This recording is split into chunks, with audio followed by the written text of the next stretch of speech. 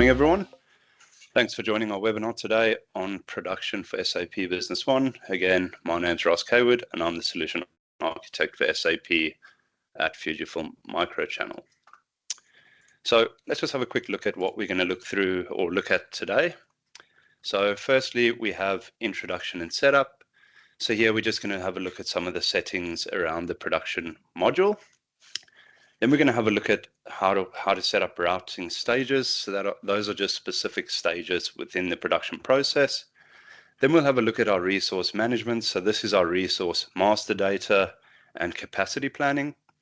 And then we'll have a look at our bill of materials management, including the concept of production cost rollup. And then we'll go through an end-to-end production process. Then we'll have a look at the standard reporting in Business One for production. And then we'll look at the web client. So for those of you who don't know, the web client is just a web-based platform and is now available in version 10 with SQL and the HANA versions. So let's just quickly talk about what production is, or what the production module is in SAP Business One. So the production module refers to the module that helps manage and streamline manufacturing processes, and it includes functionalities for planning, scheduling, and monitoring your production activities.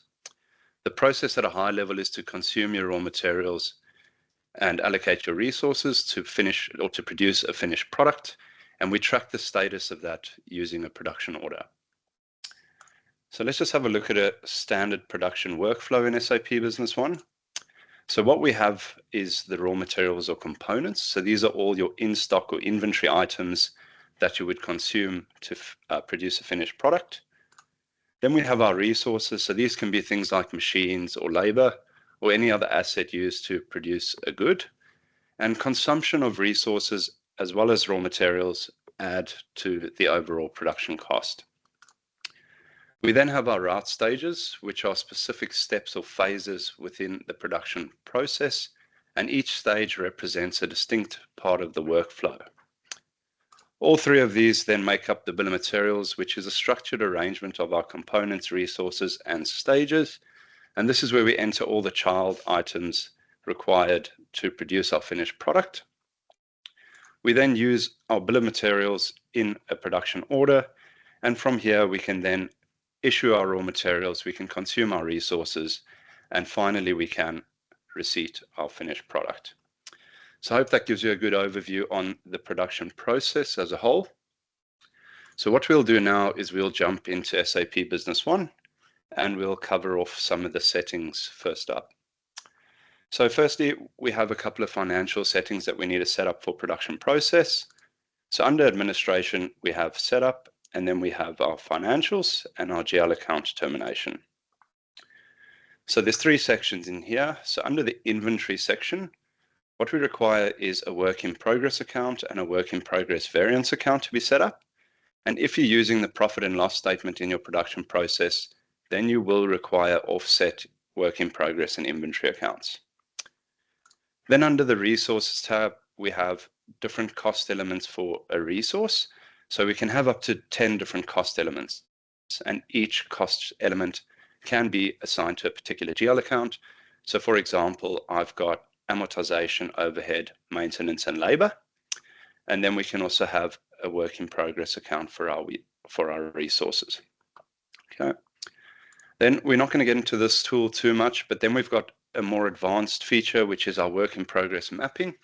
And basically this tool is used for merging multiple levels of work in progress accounts so that it's possible to see the values of production sub-assemblies in interim work in progress accounts. So the end effect of this is that all the work in progress postings throughout the process are transferred to the final inventory account. However, greater detail of the postings are visible through the interim consolidations through this mapping tool. So that covers the main GL account termination settings. You can set up advanced rules. So for example, if it's a certain warehouse, then post to this account or item group, etc. We won't be covering that today. So if you need any information on that, just reach out to us, please. Okay. So just some of the other settings that we're going to cover are a few document related settings. So under administration, system initialization, we have document settings. And then firstly, under the Per Document tab, we can choose the production order. And these are also related to financial settings. So the first one we have is which work in progress account do you want to use for your component transactions. So you can either select to use the component assigned work in progress account or the parent assigned work in progress account. We then have a little bit more of an advanced feature, which is the posting schema for manufacturing. So here we can set either accounting with balance sheet accounts only, and then SAP will only use work in progress accounts and inventory accounts during journal entries that are created from the production process. If we however select to use balance sheet and profit and loss accounts, then SAP will use the work in progress accounts, the inventory accounts, as well as the offset accounts for both work in progress and inventory. And then under the General tab, now that we have the ability to add attachments to the bill of material as well as the production order, we can select as a default to copy the attachments from the bill of material to the production order. You can select this as a default, and on your individual attachments on the bill of material, you can unselect or select as required. Okay. Then just the last thing under the settings, again, administration, system initialization, general settings. We have a few settings related to our inventory. So there's one over here, which is opening the item master instead of the bill of materials from a bill of material item when selecting the golden arrow. So as most of you will know in the previous versions, when you select the golden arrow on a parent product, it first opens a bill of material and then you need to drill into the item. If you have this ticked, it'll open the item directly. Then just a couple of settings on the resources, so you can have your default warehouse. Now, the warehouse is just used for your consumption and capacity planning. So similar to what you have on your item master data, how many items you have in stock, this basically controls that for a resource from a resource perspective. Then we've got auto add all warehouses to new resources. So if you want all your warehouses added to a resource, you can simply just tick this. Alternatively, you can add the warehouses individually. And then the setting on when you are viewing your capacity data, how do you want it to view? So we've got the options to either always start from today, month start or month end, with the additional parameters that are set here. So those are the settings that are required for the production process. Next, we're going to just have a look at a few other setup features. So we're going to set up our route stages, and then we'll look at how to set up resource groups and resource properties. And then from there, we'll actually jump into the resource data. So just to set up your your route stages, we'll go to administration, setup, and then under production, we've got our route stages. So here we can simply just define a code and a description for each of our route stages, and you can add as many as you like. Then going to the resource setup, so under setup and resources, we've got the setup of our resource groups. So if I just go into here and go to my previous group, so this concept is very similar to your item groups. And what we'll do is give it a group name. We'll then select a type, which is just a default and can be overridden. And here we have the type machine, labor, or other. And then we have a unit of measure text. So how do we want to measure our resources time? So is it a cycle? Is it an hour, etc.? Then for each group, you can also define a name for your different cost elements. So in my example, in my GL account determination, I had amortization, overhead, maintenance, and labor. So for a machine, I want all four of those cost elements. So I will name those accordingly. Just bear in mind that whatever we are assigned in the GL account determination is where it will post to, regardless of what we name it here. So for example, if I just look at a labor group, it's a type of labor, and I can see my first three cost elements are set to default, and I've only named the one for labor. And we'll see how that all fits together in the resources in a second. Then under resource properties, so these have the exact same concept as your item master or business partner properties, and they are just used for reporting and classification. And under this menu, we can just change the names of the properties. Okay, so that's all the setup related data. So next we are going to jump into the resource master data and just have a look at our resources. So if I go under my resources module, I can open my resource master data. And what I'm going to do here is just find the applicable resource. Okay, so let's just have a look at what we can capture on the resource, and then we'll get into the more advanced features on capacity planning. So first of all, we've got a code, we've got a name, we can add a barcode, we can add additional descriptions, and then we've got our resource type, which would default from whatever we set up in our group. However, we can override it here. Then we've got our group, then we've got our unit of measure text, which again defaults from our group. And then we have the concept of the time and how do we want to classify our resources. So here we have the time per resource unit, and this refers to the amount of time required to complete a process or cycle of the specific resource. So for example, here I've got an hour, and this field relates to the resource units per time period field. And this field refers to the number of units that a resource can process or handle within a specific time period. So this essentially just measures the capacity or throughput of a resource. So for instance, if a machine can produce 4 units within an hour, I would set this to an hour and this to 4. However, if I set my time to 15 minutes and my resource units per time period to 1, that would have the exact same effect. Okay, then we have our issue methods, so whether it's backflush or manual. So if we need to manually consume our resources during the production process, we would assign it to manual. However, if we just want our resource consumption and cost to be allocated when we receive the finished product, we can leave it as backflush. Then we have the resource allocations. How do we want to allocate our resources capacity in a production order? We've got 4 options here. So we have on start date or end date, which are the same principle. It'll either allocate the total capacity on the start date or end date, or we have start date forwards and end date backwards, which again have the same principle. So if we choose start date forwards, it'll take the start date of the production order and allocate the resource based on the capacity.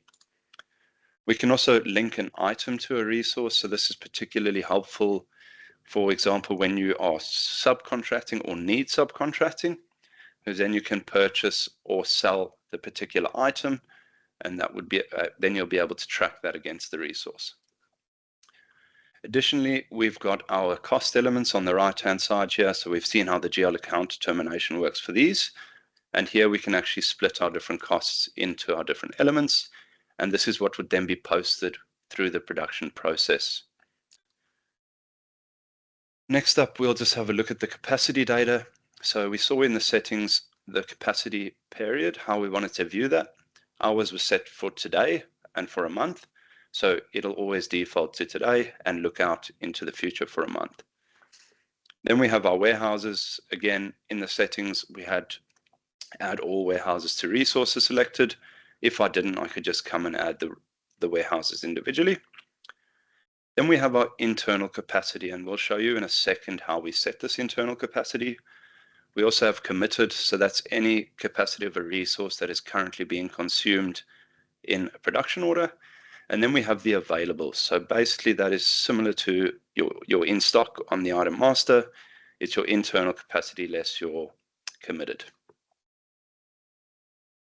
Now looking at the planning data. So this is where we actually set up the capacity for a particular resource. So we can use up to 4 different factors. And factors, in my case, I've got an 8-hour shift and I've got 2 shifts a day. And that then allows me for a daily capacity of 16 hours. We've also got a concept of single run capacity. So for example, if a resource was relevant to single run capacity, and this means, for example, if we've got 2 machines, but we can only produce a single production order on one of those machines at a time, we would then change this to no, and we can see that the single run capacity is only 8 hours. I still have a daily capacity of 16 hours, but I can only use a single production order on a single machine for 8 hours at a time. Okay, next, jumping onto what we call the fixed assets tab. So This is if a resource is of type machine. We can then link fixed assets to a particular resource. This is purely for information only. It does not affect any depreciation or anything like that. If we, for example, had a type of labor, so let me just go to a labor resource, we could then link this to employees. We then have our properties, attachments, and remarks, and then we can sort of move into the internal capacity. So let me just go back to that particular machine, and let's have a look at how we can set this internal capacity. So if I right click on a resource, I can select internal resource capacity. And what I can do here is I can look at the capacity period. I can look at it for a specific warehouse code, which I am going to do. I only want to look at warehouse 1. And just for this example, I'll look at 2 resources and I'll hit refresh. And what we can see is I've got my internal capacity set for this resource, but not for this resource. So in order to set it for that resource, I can simply on the bottom right set daily internal capacity. Again, I can filter this and then I can choose where do I want to get the daily capacity from. I'm going to get it from the planning data tab of the resource master. There are a few other options which we're not going to run through today. And additionally, we can increase or decrease the data based on percentages or factors. If you, for example, knew that in the next week you're going to be running, an extra 3 machines, or you've got more staff, then you can add a specific percentage. Once I hit update, I can go back to my capacity screen. I'll hit refresh,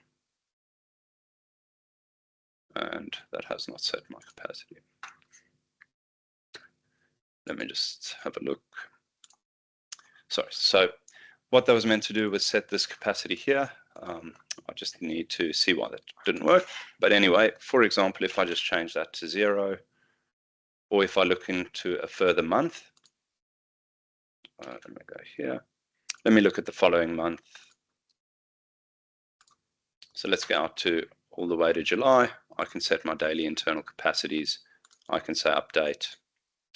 And what we can see, that is now refreshed. Okay. Just going to go back to the current view. And the other views we can have, or we can view in this capacity screen, are our committed. So what this allows us to view is the particular production orders that consume the capacity of the resource. So by clicking into the different bubbles, here we can see the individual capacity per production order for a particular day. If a bubble is in red, that means that we have a production order, so a single production order, that has a greater allocated capacity than the single run capacity.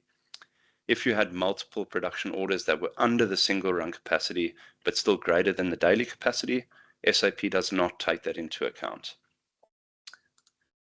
We can also look at our available. So this helps us to see where we're going to have an issue with our capacity planning.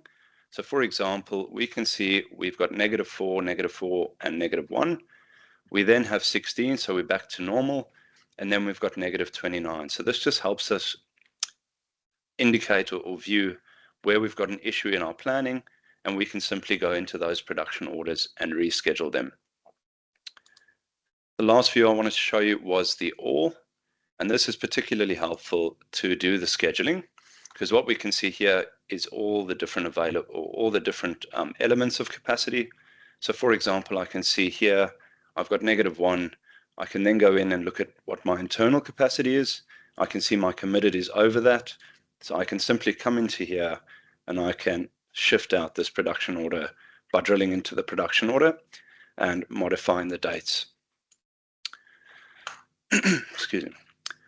All right, so that covers the capacity and the capacity planning. I just want to show you where else we can set that. So under resources, resource capacity, we can use this to view multiple resources for particular warehouses. So for example, if I wanted to view all resources for all warehouses, I could simply just refresh this. And again, set daily internal capacity is the same thing. We can do this in bulk for all of our resources. Okay, so that covers the resources and the resource master data. The next thing we're going to have a look at is the actual production module. And the first thing we're going to have a look at is our bill of materials. So just before we get into it, what we're going to be focusing on today is mainly the production type bill of material. But just so I can explain the other types, so we have assembly and sales bill of materials, and these represent a finished product assembled at the sales stage. And the finished product is composed of its component items only when the parent product is actually sold. So the component items are stored and individually tracked in the warehouse, but for both the sales and assembly bill of materials, you do not manage the parent product as an inventory item, rather as a sales item. Okay. Then we have the concept of a template bill of material. So the template bill of material is essentially just a bundle of items where the parent product is the first item on the list. And with the template, there's no relation in the sales documents between the parent and the child. So just to show you that quickly, I'm just going to show you what it looks like in a sales document.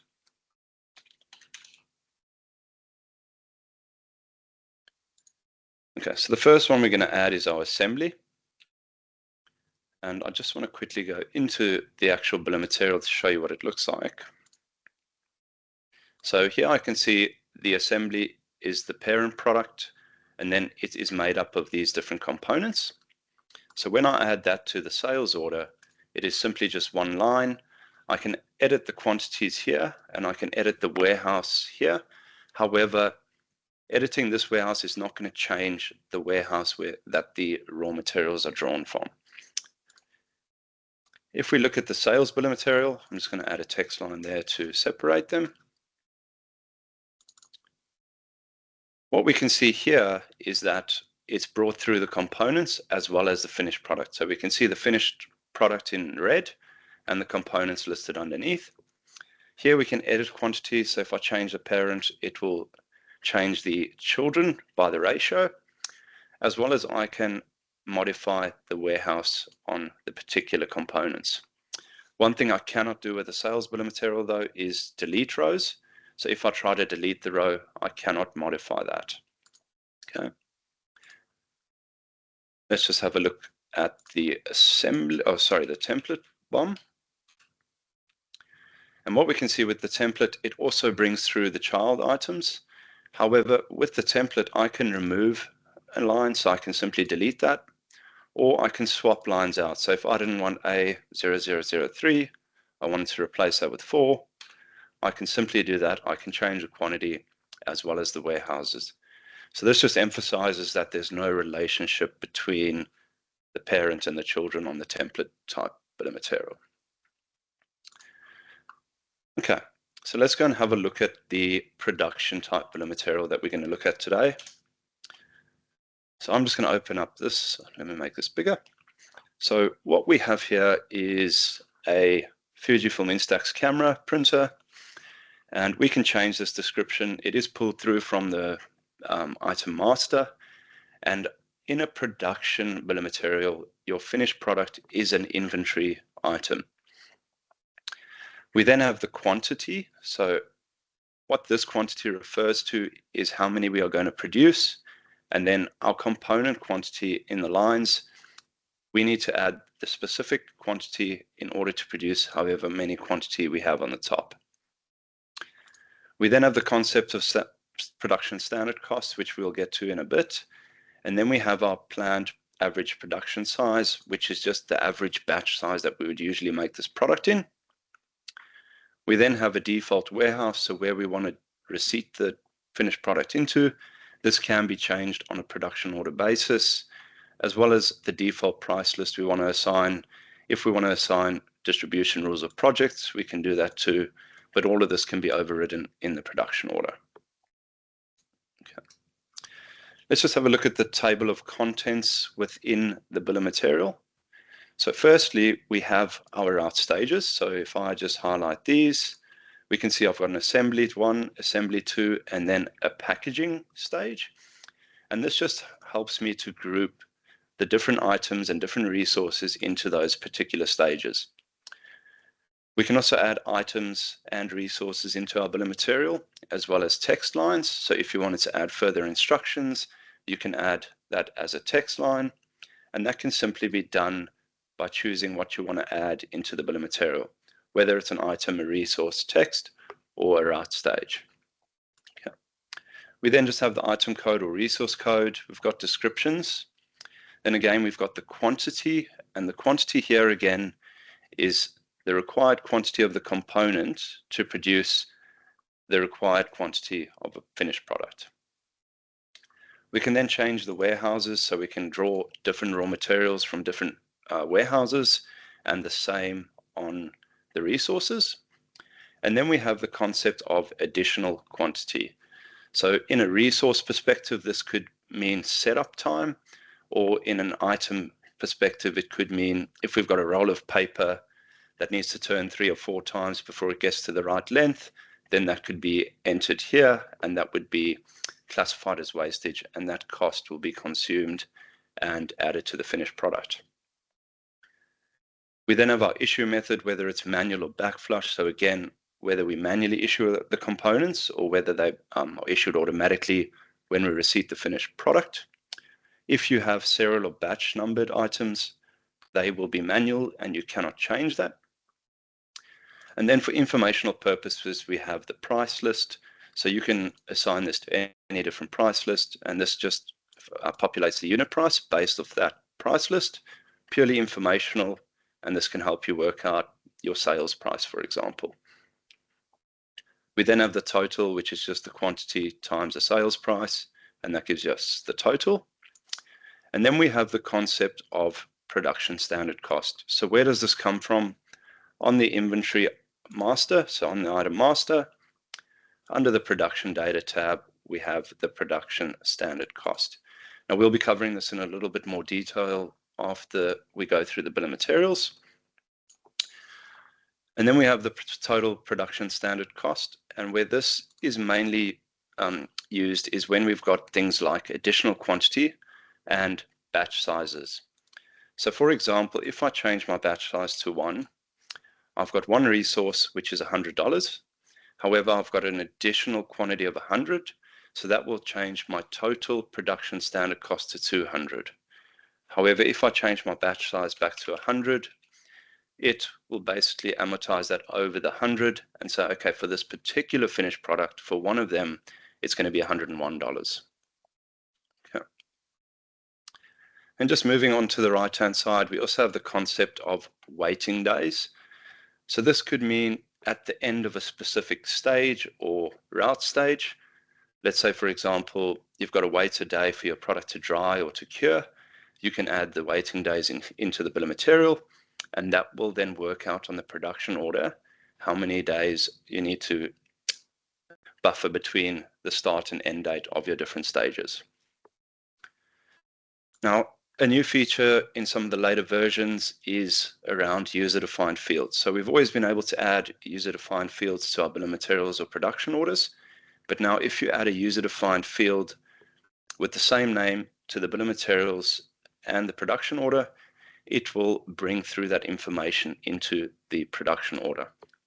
So that's particularly helpful if you've got additional data you need to capture or you want users to capture on the production order.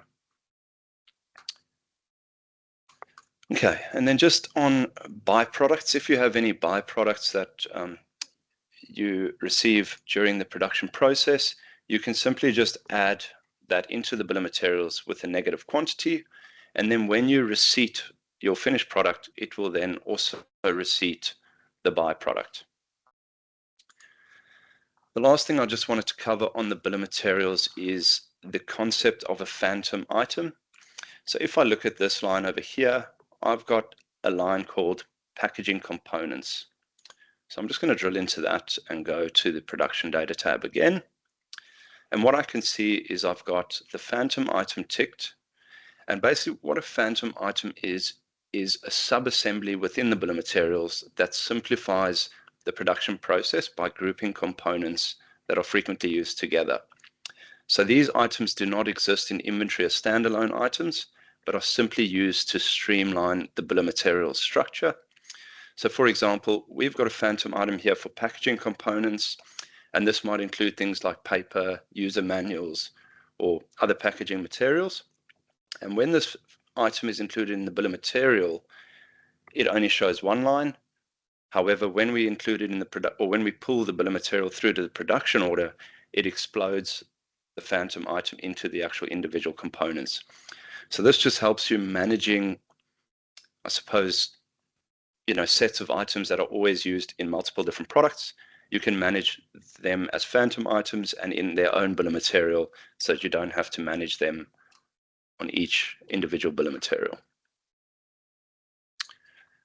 Okay, then just lastly is the attachments. So we can add our attachments into our bill of material, and again we can choose whether we want to or don't want to copy this to the production order.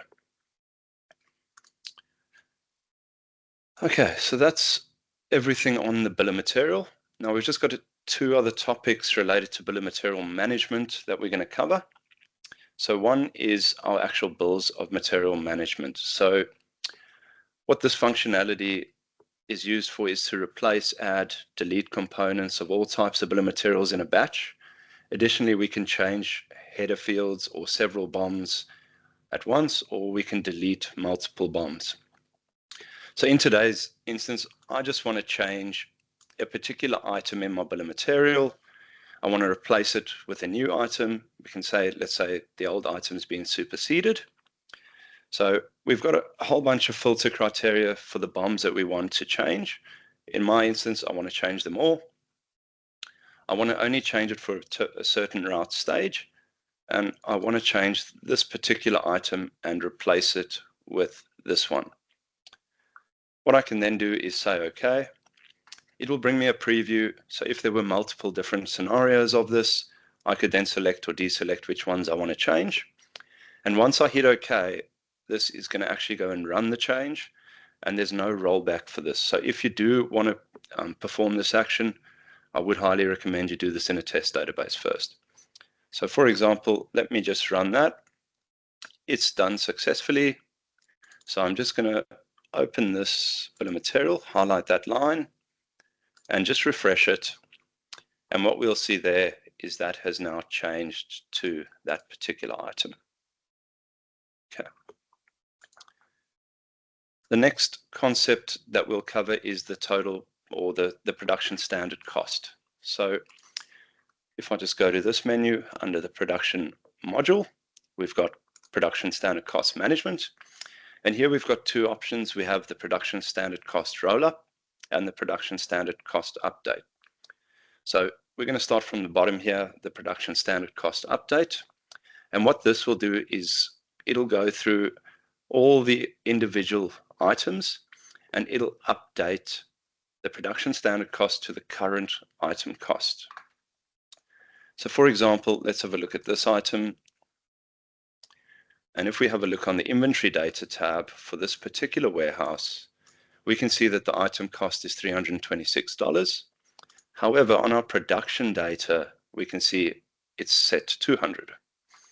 So what we can do here is we can go and set our production standard cost. So we can update this. You can either filter again by different items or groups. I'm just going to run this for everything. And once I come back to my item master, I can refresh that, and I can see it has now changed the production standard cost to $326. And if I look at my bill of material again, I can also see that on this particular line, that has also changed.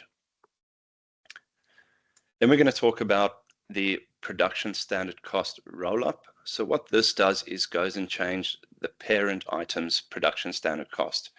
And this then includes any of the children, or if you had sub-BOMs, it will include any of those children as well, and it will update the finished product's production standard cost.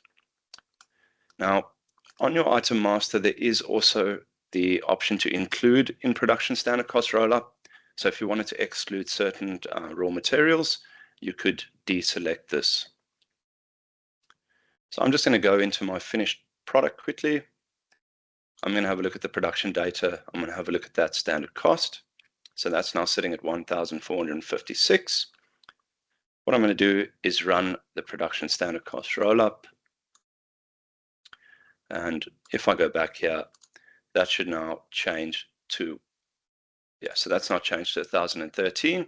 So that's taken everything that was selected to be included in the production standard cost rollup, and that's now going to change our production standard cost for our finished product. And we can also see that now on our bill of materials if I refresh that. Okay, so that covers the bill of materials management, and the standard cost concept. So now the next thing we're going to do is actually run through the production process. So what we'll do is we'll go under production and we'll open up a production order. Now, just before we start, there's also a few different types of production orders. Today we are going to focus on the standard. However, I'll explain the special and disassembly quickly.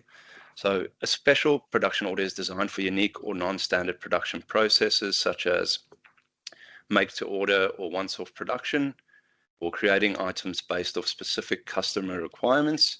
It could be repairing items or reworking rejected items or even damaged products. And unlike a standard production order, the parent item for special type production does not need to be set up as a bill of material. Even if it was set up as a bill of material, if you add a bill of material to a special type production order, you have to add the components in manually. Then we've got the disassembly, and the disassembly is essentially used to break down a finished product into its individual components and is the reverse of a standard production order. So in a standard production order, components are assembled into a finished product. This is just the reverse, where we disassemble them. And this process can either reverse a previously performed production process or serve as an independent decomposition. One thing to note, if your production order that you are reversing had routes or resources in, the disassembly does not take that into account. So just note that. Okay, so let's focus on our standard production order. So what we have here is a standard. We have the status planned.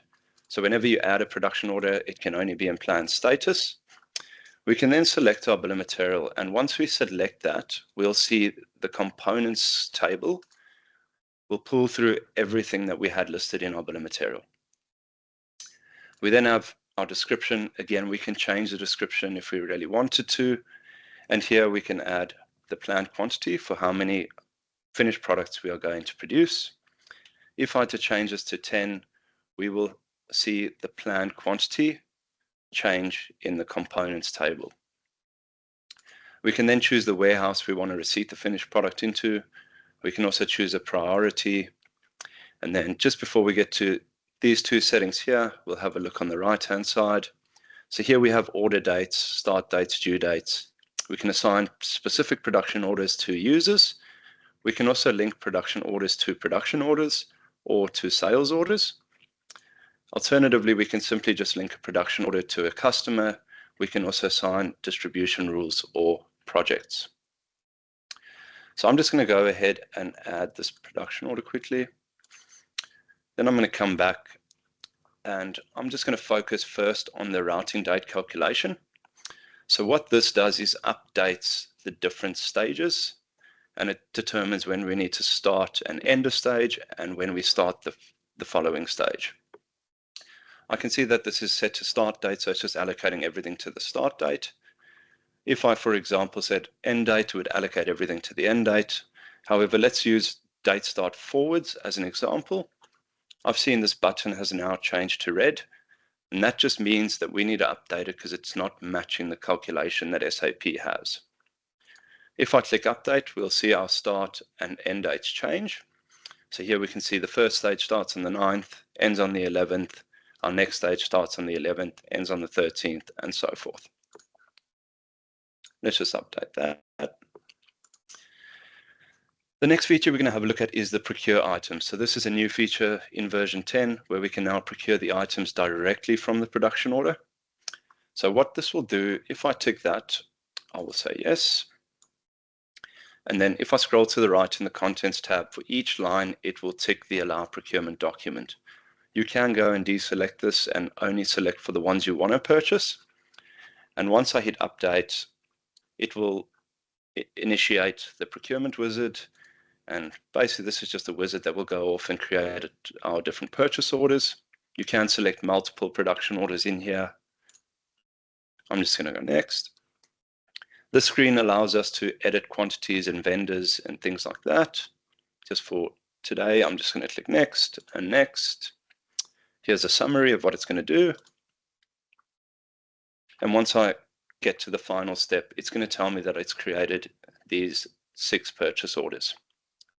So if I go into here, I can drill in and I can actually have a look at the purchase order detail. If I close this and refresh the production order, I can also see on a line-by-line level which procurement document it has created, and I can simply just drill into that from here. Okay. All right, so let's just quickly look at the components table again in the production order. So again, we've got our different types, so whether it's a stage, whether it's an item or resource. We then have the codes and descriptions again. Then we have the base quantity as well as the planned quantity. And what we can see here is I've got one base quantity, the ratio is 1. So to make 10, that should actually just be 10. But due to the additional quantity we had, it is now 11. Okay, so that's where the additional quantity comes into play. Then we have the issued column. So once we start issuing components, we'll see that change as well. We've got the available. So on a line-by-line level, we can see what is available when we're actually creating the production order. Then we can change our particular warehouses for our raw materials. So if we wanted to do that on the fly, we could do that too. And then again, we have our manual and backflush issue methods. And probably most importantly that we haven't seen is our start and end dates, as well as all the different calculations for required days, additional time, production time, total run time and waiting days, and then the total days. So what it's saying is to produce this particular stage, I need 1.3 days. However, I've got additional resource requirements, and based on the planned quantity and my planned resources, this is the total days that are required. And just moving along, again, we've got our route sequences, so we can also flip this around if we wanted to in particular production orders. So for example, I can change this to sequence 2. You can see how that's just quickly changed that around. I'm just going to change it back to 1. And then we can see our user-defined fields concept here as well. So that has now brought the data from the bill of material. Just looking at the phantom item concept as well. So if you remember, the bill of material had a line item called packaging components. What it has now done in the production order has exploded that into the individual components. Okay. Let me just update this. Okay. I suppose the next step is now to actually do our transactions against a particular production order. But before we can do that, we need to change the status to released. So once I change the status to released, this means I can now issue or receipt finished products. Just going to show you a couple of other transactions we can do on a production order. Just due to time, I'm not going to get into it in too much detail. So if you right click on a production order, you can create a transfer request, or you can create a transfer. So if you had, or if you needed to transfer your raw materials from a particular warehouse into a production warehouse, you could do that straight from the production order. And we can also generate pick lists. So let's just have a quick look at the pick list generation. So we've got a couple of different filters that we can use, and these are available throughout the transfer request transfers, any of the documents you can create. So we can choose which stage we want to create it for, if we wanted to filter it for particular items, or if we only wanted to create a pick list for certain quantity of items. So I'm going to say I want to create it for a quantity of 2 of the parent items. So what we can see here is it's created the pick list. I can print this. The warehouse can go and pick it and bring it to the production line. And then we can start issuing and consuming those raw materials. Now, there's two different ways we can issue our raw materials to a production order. We can either right-click and say issue components. Now, again, we can see the same filters that we saw on the pick list. So what I can do here is say I just want to issue for 2 of the parent quantity. And what that'll do is it'll actually create the issue for production for me. It's got the production order number. It's got the row number. So this is particularly important when you have the same component in a bill of materials on different rows. You can identify which row that is for. And I can simply say add. Now, if I've got batch numbered items or serial numbered items, I would need to select the batch or serial number at this stage. Okay, so that's the one way I can issue my components. And if I just go back to my production order, we can now see that the issued column has changed.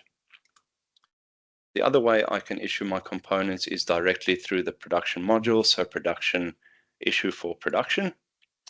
And here I can either simply just enter in the production order number and the row number, and we can see that item is now changed. I can enter the quantity, or alternatively, I can use this production order button. I can issue multiple production orders components at the same time. I can choose that, and I'm going to choose both of these items, and I'm going to issue all of those out. Okay, so those are the two ways we can issue for production. Now I just want to go back to my production order here and refresh that, so we can see all the manual type components have been issued, because again, backflush components will only be issued once we receive the finished product. So when we're ready to receive the finished product, there's again two ways we can do this. So I can simply right click and report completion. And on the first line, I have my finished product. So I'm just going to receipt 2, for example, here. I've also got the transaction type where I can choose whether it's completed or rejected. If you choose rejected, it's not going to block the stock. So what I would highly recommend is you set up a quarantine warehouse or inspection warehouse. And if you have rejected stock, then you can receipt them into that particular warehouse. Okay. As we saw, we had byproducts on our particular bill of material. So it's also going to receipt those byproducts in, and the system automatically knows that it's a byproduct and it will tick that. And this can just be used for reporting purposes. Okay, so I'm just going to add that particular receipt from production and go back to my production order and refresh it. And just on a summary perspective, we'll get to the rest of all of these fields in a bit. But what I can see is I've had a planned quantity of 10 and I've completed 2. Just quickly want to show you the alternative method of receipting from production. And again, that's through the menu and receipt from production. Similarly, I can either enter the order here or I can use my production button and I can receipt for multiple production orders. So I'm just going to receipt all of those, and I'm actually going to receipt an extra quantity over there.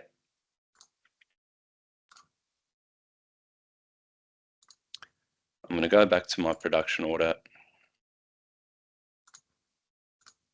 and I'm going to have a look at this. I can see planned quantity 10, completed 11. Okay, so just see we're running short of time, so we'll just run through the rest fairly quickly. So under the summary tab on our production order, we have a couple of informational fields. So what is the actual component, item component cost? What is our resource cost? What is our actual product cost? And then what was the byproduct cost? And then if we have variances, we can have a look at those variances too. Okay. Then just on the right-hand side, it gives us details of our different resource times, production run times, etc. I just want to quickly go and open the variance report. Okay, all right. Why is that? Okay, so just while that's running, I just wanted to quickly show you the web client, I'll give it a second.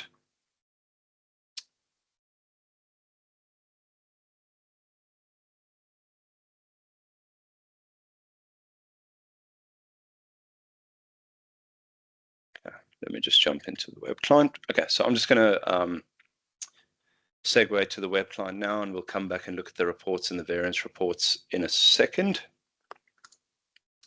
So with the web client, as I mentioned, this is now available in version 10 for SQL and HANA, and it is a browser-based platform. So this can be on a tablet or just a browser. There are a few functionality limitations, so we'll just quickly run through what we can and can't do in the web client. So we can view and create a bill of material in the web client. We can only view production orders. We can't create or edit those yet in the web client. And we can receipt or create or view receipts or create receipts from production, and the same with issues for production. So just to get a quick look and feel of the web client, what I can do is view my production orders. So here I have a list of all the different production orders. I can also use the embedded analytics to create my own type of reports. So if I look at the chart view, I can use this information and slice and dice it as a particular user to see what I want to see.